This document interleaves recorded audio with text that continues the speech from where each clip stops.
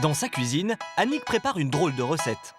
Hop, henné d'Égypte, avec du brou de noix et de la garance. Tac, tac, tac. 3 ingrédients indispensables, mais ce n'est pas encore fini. Le jus de citron, le but, c'est d'augmenter l'intensité des reflets. Tous les 2 mois, Annick répète les mêmes gestes et vous allez voir pourquoi elle fait tout ça. Cette texture, elle l'applique sur ses cheveux. C'est fait maison, c'est rigolo, ça prend du temps mais pas beaucoup de sous. Cette teinture végétale faite maison va raviver les couleurs de ses cheveux. Le prix est imbattable, seulement 5 €, soit environ 10 fois moins cher que chez le coiffeur. Ses recettes et ses produits, Annick les trouve tous sur Internet. Visiblement, elle maîtrise la technique, mais le résultat est-il là? Impeccable, tout ce que je voulais, fait maison, nickel. En 7 heures, elle est passée d'un châtain terne à un auburn flamboyant. Comme Annick, de plus en plus de consommatrices sont convaincues par les colorations végétales, à base de henné et de plantes comme le thé noir, le brou de noix ou le curcuma. Elle rassure les clients soucieux de leur bien-être, alors que les allergies aux couleurs chimiques ne cessent d'augmenter. J'avais des démangeaisons pendant pratiquement 5 ou 6 jours après la coloration. Mais attention, mal utilisées, les colorations végétales peuvent tourner à la catastrophe. Orange vif, vert, des couleurs difficiles à rattraper. Le résultat est-il à la hauteur des colorations chimiques? Et surtout, les colorations végétales sont-elles meilleures pour la santé de nos cheveux? Bonjour Sabrine. Je viens pour une coloration végétale. D'accord. Aujourd'hui, Sabrine vient pour obtenir des reflets. Elle aussi a décidé d'arrêter les colorations chimiques par peur d'abîmer ses cheveux. J'ai arrêté parce que ça me faisait un peu peur en voyant le résultat chez d'autres personnes qui en font régulièrement et depuis un certain nombre d'années. Chez ce coiffeur bio, pas de cheveux desséchés par l'ammoniac ou l'eau oxygénée. Ici, tous les produits sont naturels. Ouais, je trouve que ça sent un peu la paille. On mélange de la poudre de plante avec de l'eau, alors que habituellement c'est un oxydant avec un tube qui est tout préparé. Il y a tout ce qui est colorant synthétique. Voilà. Des produits plutôt agressifs qui peuvent provoquer des réactions allergiques chez les clients comme chez les coiffeurs. C'est souvent de l'eczéma. Au niveau voie respiratoire, c'est tout ce qui est asthme. Voilà, c'est surtout ça, les problèmes que l'on peut rencontrer en coiffure. Moins dangereuse pour la santé, la coloration végétale a tout de même ses limites. Elle n'offre pas autant de possibilités que la coloration chimique. La palette de couleurs se limite au doré, roux ou rouge. Et pour couvrir les cheveux blancs, il faut compter au moins 4 heures.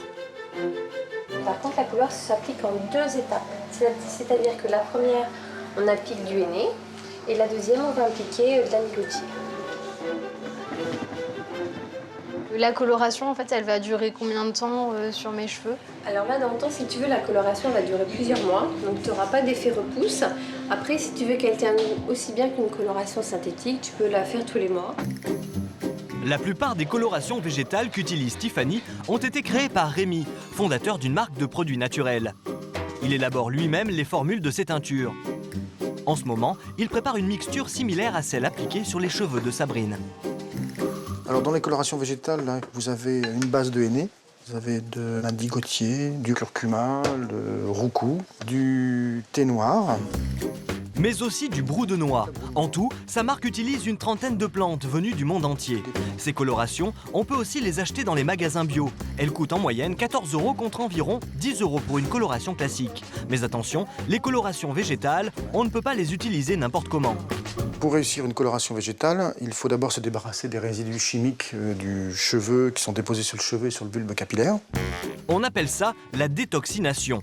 Il faut utiliser des masques et shampoings à base d'argile et une eau de soin.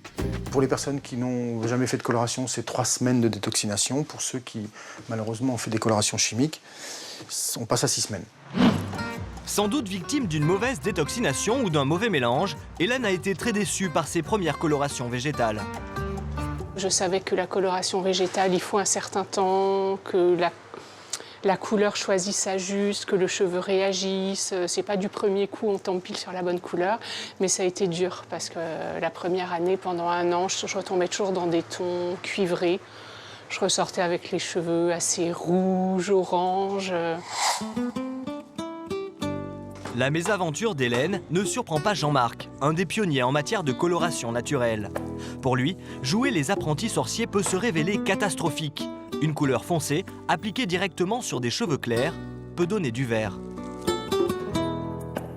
Une erreur en végétal, ça se corrige difficilement. En imaginant que la cliente sorte fâchée parce que c'est pas du tout ce qu'elle attendait, là, effectivement, le professionnel, il est mal parce qu'il n'a aucun moyen. En effet, le henné à base de toute teinture végétale reste visible à vie là où il a été appliqué. Mieux vaut être vigilant. Malgré tout, les colorations végétales ont des atouts santé et beauté.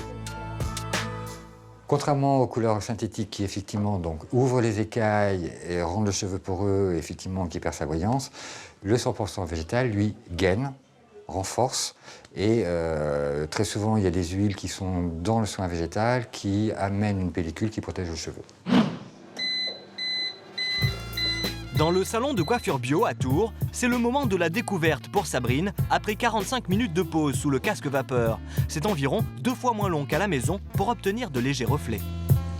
J'ai eu un peu peur au début en voyant sur les cheveux mouillés que ce soit vraiment trop roux.